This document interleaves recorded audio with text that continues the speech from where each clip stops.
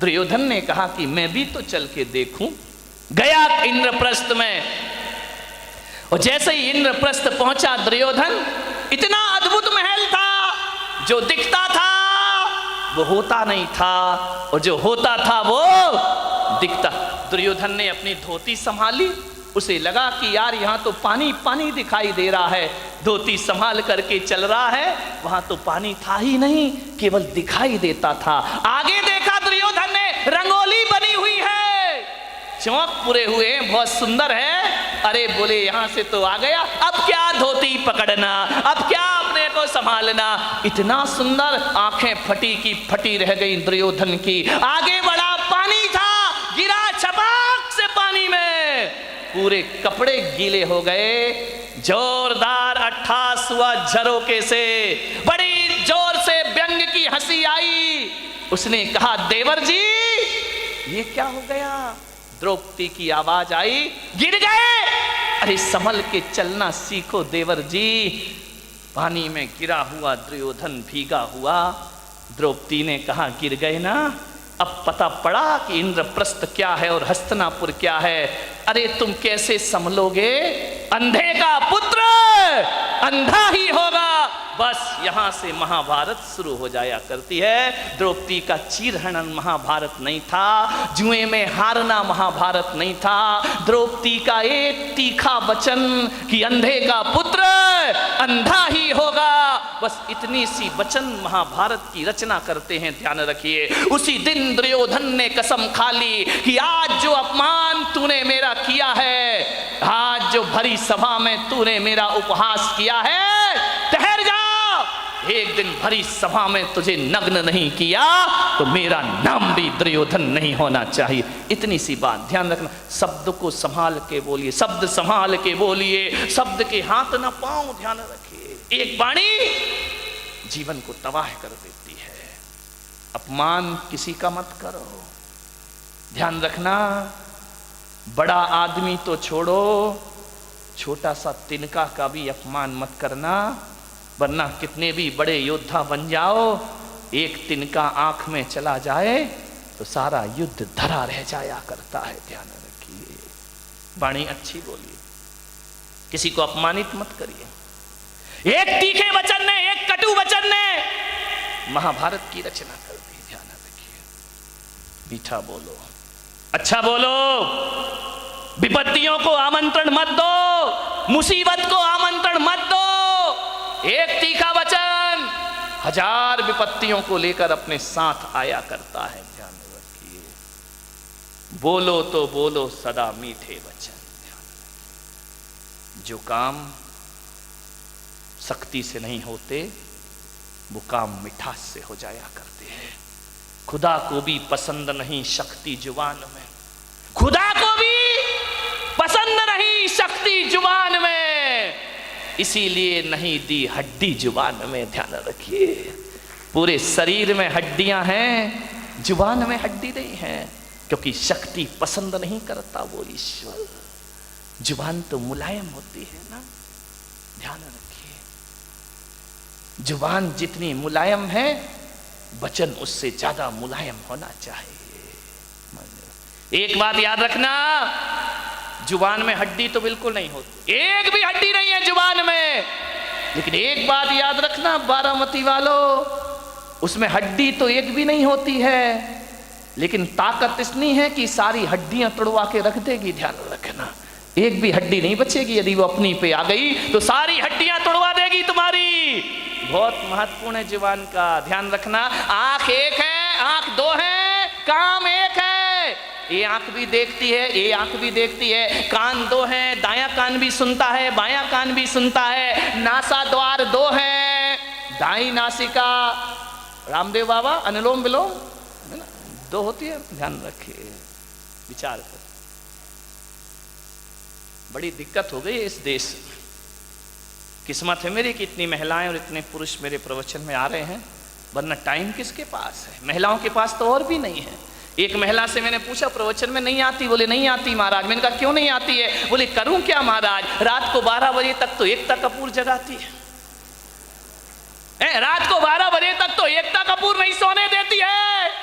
और सवेरे 4 बजे रामदेव बाबा जगा देते हैं। हम करें, कहां से आए तुम्हारे प्रवचन में? इतने बिजी हैं हम लोग। ध्यान रखिए, समझिए, मानने वाले। 2 नासा द्वार है, काम एक ही है। 2 हाथ है, काम एक ही है। 2 पैर हैं, काम एक ही है। दोनों पैर चला करते हैं, लेकिन जुबान अकेली है, इकलौती है। इकलौती औलाद है अपनी लीलावती। साली लीला यही कराती है, यही रास लीला करा दे, यही राम लीला करा दे। लीलावती का सावधान, इस लीलावती से। 2 अंगुल की जुबान 5 फीट के शरीर का सत्यानाश करा सकती है। ध्यान रखिए, ये जो लीलावती बैठी है ना, इस पे कंट्रोल रखो, कंट्रोल कंट्रोल। ध्यान रखिए, ये जो लीलावती है बहुत नटखट काम करती है।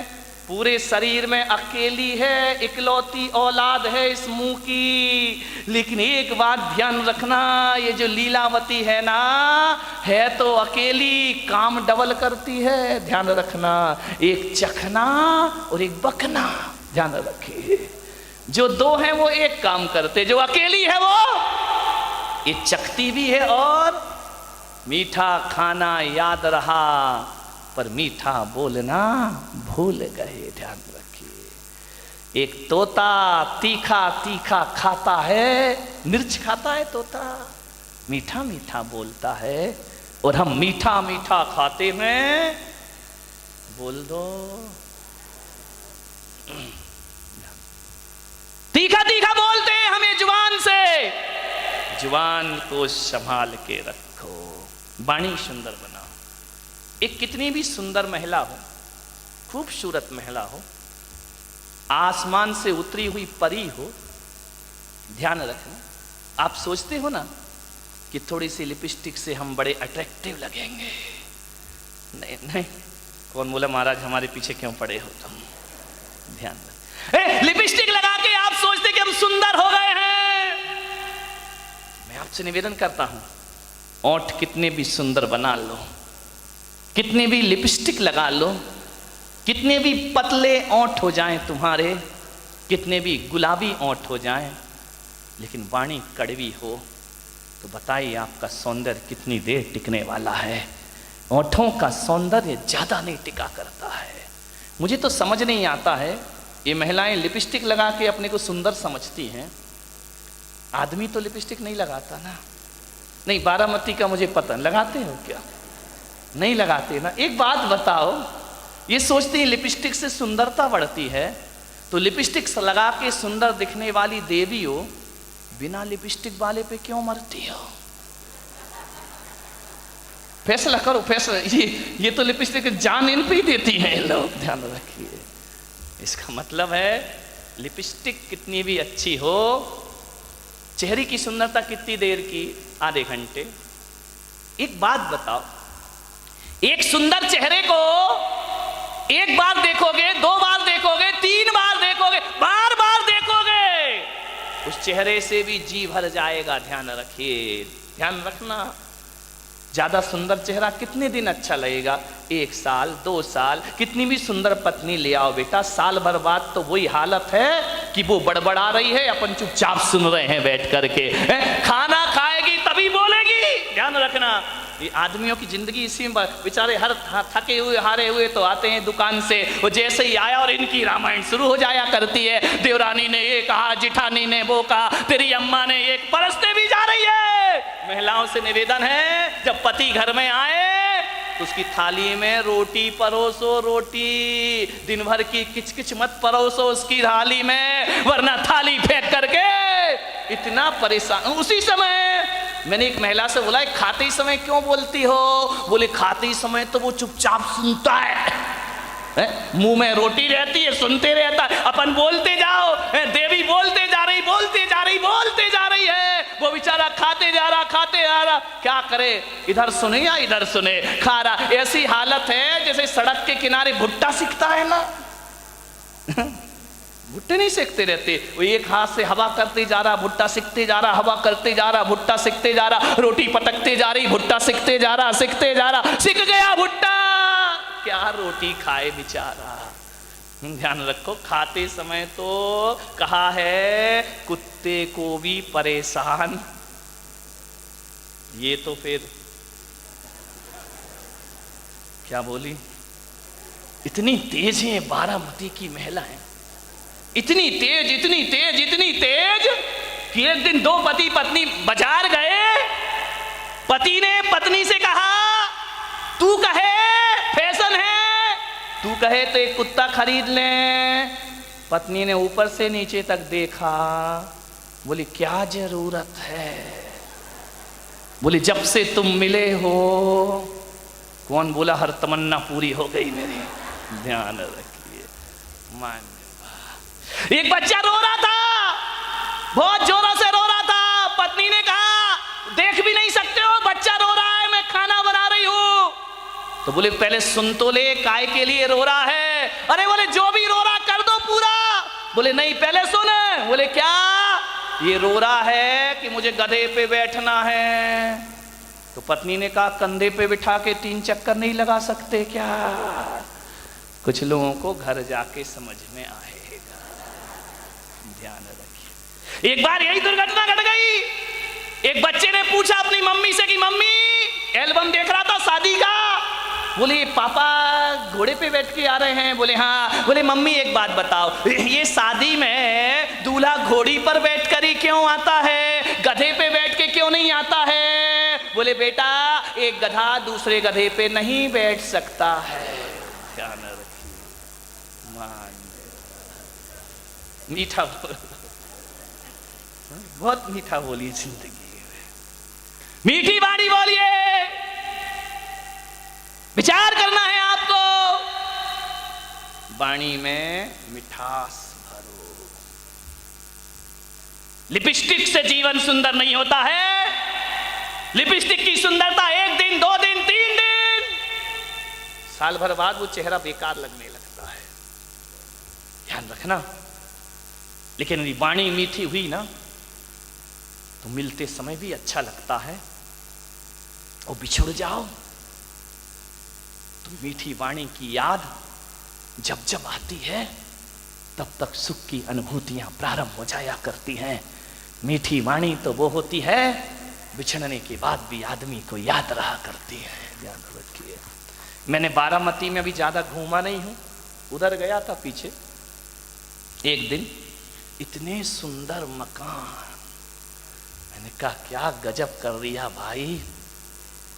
मैं तो आया था गांव समझ के, लेकिन ये तो शहरों को भी पीछे कर रहा है, ध्यान रखिए। डाउट है तो ताली मत बजा, है ना।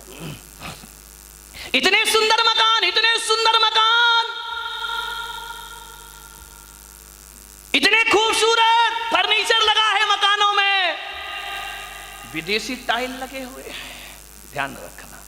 इतनी सुंदर डिजाइन है, महंगा फर्नीचर, महंगी कार खड़ी है दरवाजे के बाहर, विदेश से पर्दे मंगा के लगाए गए हैं, एक से एक सीनरी लगी हुई है, खूबसूरत संगमरमर लगा हुआ है, इतना सुंदर कि उसमें अपना चेहरा दिखाई दे जाए।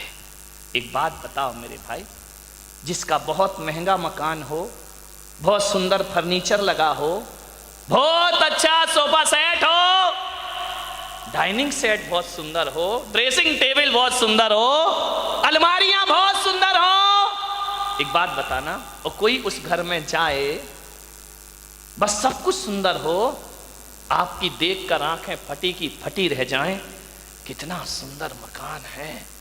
लेकिन एक बात बताइए, सब कुछ सुंदर हो लेकिन उसमें रहने वाले को बोलने का तमीज ना हो, वो बदतमीजी से बात करता हो, एक गिलास पानी भी ना पिलाता हो, और तुम गए और उसने इतना भी नहीं कहा कि भाई साहब आइए बैठिए, तो बताइए उस मकान की सुंदरता याद रहेगी आपको जाने के बाद, या उस आदमी का व्यवहार याद रहेगा आपको जाने के बाद? ध्यान रखिए, आप उस घर से निकल के जाएंगे, जिस मकान को बहुत सुंदर कह रहे थे वो मकान डिलीट हो जाएगा, और आदमी की बोली और व्यवहार जिंदगी भर याद रहेगा।